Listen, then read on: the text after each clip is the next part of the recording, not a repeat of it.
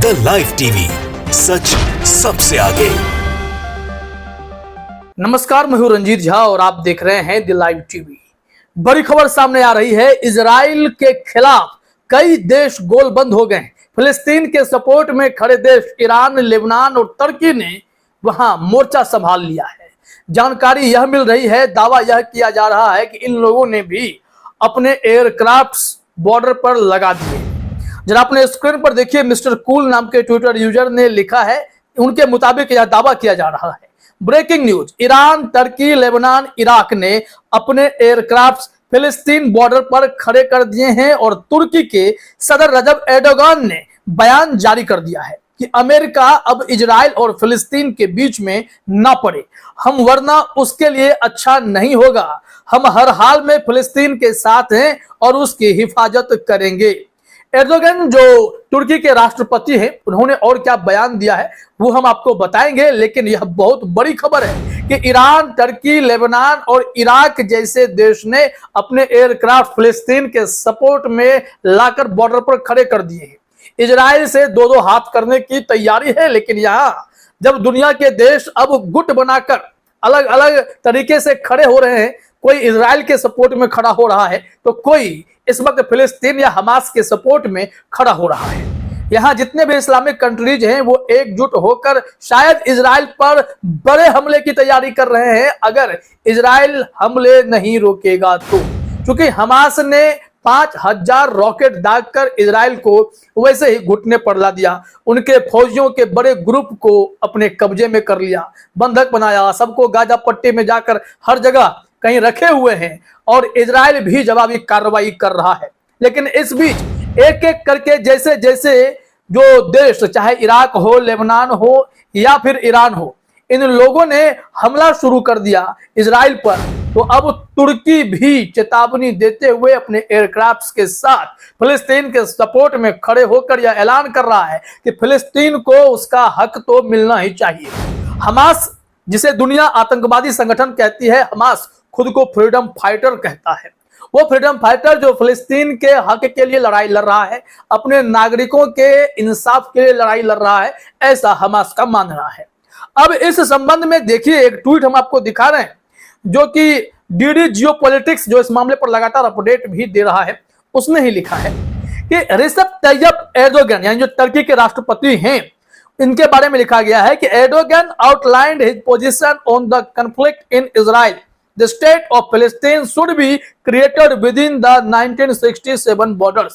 1967 में जो सीमा रेखा बॉर्डर्स तय किए गए थे, उसके मुताबिक फिलिस्तीन को हक मिलना चाहिए। फिलिस्तीन उस बड़े भूभाग पर अपना क्षेत्र बना सके, इसके लिए भी तुर्की ने अपना समर्थन दिया है। यानी कि फिलिस्तीन के साथ बाकी देशों की तरह तुर्की भी आकर खड़ा हो गया है।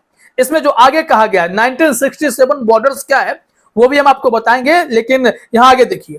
The establishment of an independent Palestinian state within the 1967 borders with East Jerusalem as its capital is an irreversible necessity that can no longer be delayed.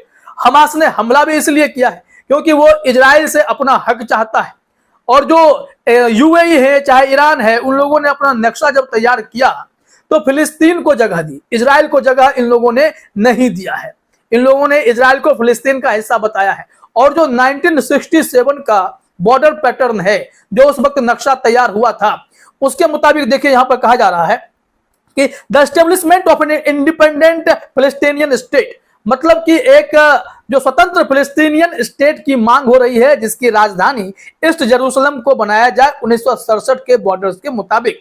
ये और अब डिले नहीं किया जा सकता है, नो लॉन्गर डिलेड। मतलब कि समय रहते आपको फैसला करना पड़ेगा। इजराइल के नेतन्याहू को यह निर्णय करना पड़ेगा कि वो फिलिस्तीन के लिए क्या सोच रहे हैं। अगर नहीं होगा तो यह जंग बहुत बड़ी हो जाएगी। दुनिया के देश अलग अलग तरीके से, कोई इजराइल का साथ देगा, कोई फिलिस्तीन का साथ देगा, और इससे जान माल का नुकसान है, आर्थिक नुकसान तो है ही। दुनिया भर में इसका बड़ा असर पड़ता है, किसी भी कोने में युद्ध हो, क्योंकि वर्ल्ड अब ग्लोबलाइज हो चुका है। आगे देखिए क्या है कि the 1967 borders are the borders before the Six Day War. Then in particular Eastern Jerusalem the old city and the main shrines and the western bank of the Jordan River were under Arab control. These territories were occupied by Israel during the war. जरा यहाँ समझना पड़ेगा कि ये 1967 का borders क्या है। इसमें बताया गया है कि 1967 के बॉर्डर यानी 6 डे वॉर से पहले जो स्थिति थी उस स्थिति में लाना होगा, जहां ईस्टर्न जेरूसलम को, वैसे भी कहा गया है कि ईस्ट जेरूसलम को आपको फिलिस्तीन की राजधानी घोषित करनी होगी, और दूसरी तरफ जो जॉर्डन रिवर का वेस्टर्न बैंक है, पश्चिमी किनारा जो है, वो किनारा जो कभी अरब देशों के कंट्रोल में हुआ करता था, वो इजराइल ने ऑक्युपाई कर लिया है, वो भी अब छोड़ना होगा। ये पूरे संदेश 1967 बॉर्डर्स के हिसाब से दिए जा रहे हैं और इसी के हिसाब से फिलिस्तीन को भी वहां अपना हक मांगने की बात कही गई है। तुर्की भी इसके सपोर्ट में आकर खड़ा है। यहाँ आगे कहा गया है कि and the issue of borders is still one of the main stumbling blocks. यही जो बॉर्डर्स के जो इशूज हैं वही सबसे बड़ी वजह है जो धीरे धीरे युद्ध का रूप लेता जा रहा है। यहाँ कहा जा रहा है कि इन 2020 for example Trump presented a peace project that included the creation of a Palestinian state within reduced borders without control over most of East Jerusalem।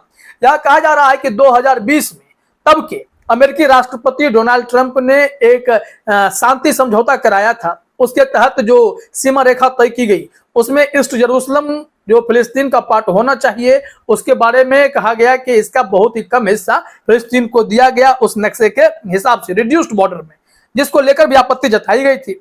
यहां पर देखिए कहा जा रहा है कि Israel supported this plan but the Palestinians and Arab countries flatly refused repeating their position Palestine only within the 1967 borders with the capital in East Jerusalem।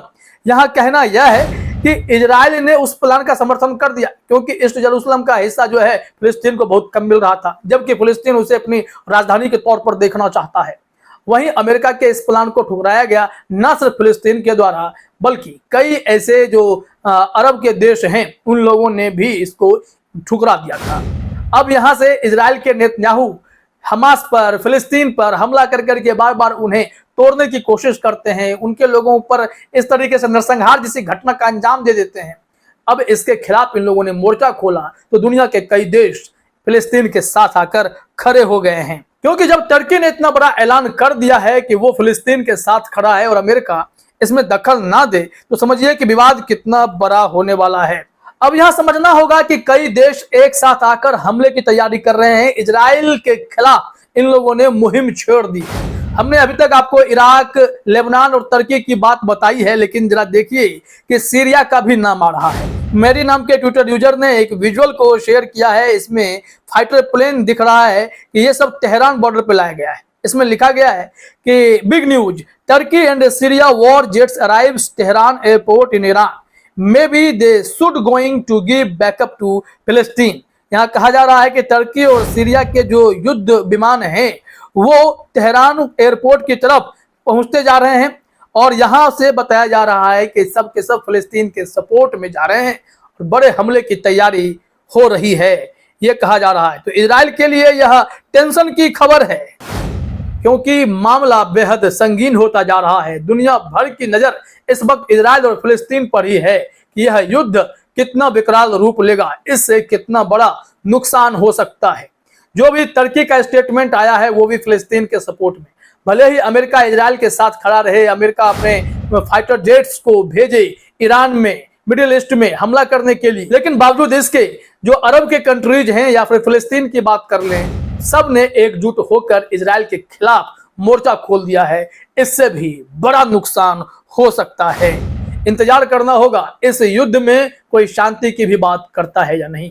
फिलहाल इस वीडियो में इतना ही। आप सभी का हमसे जुड़ने के लिए बहुत बहुत धन्यवाद। द लाइव टीवी, सच सबसे आगे।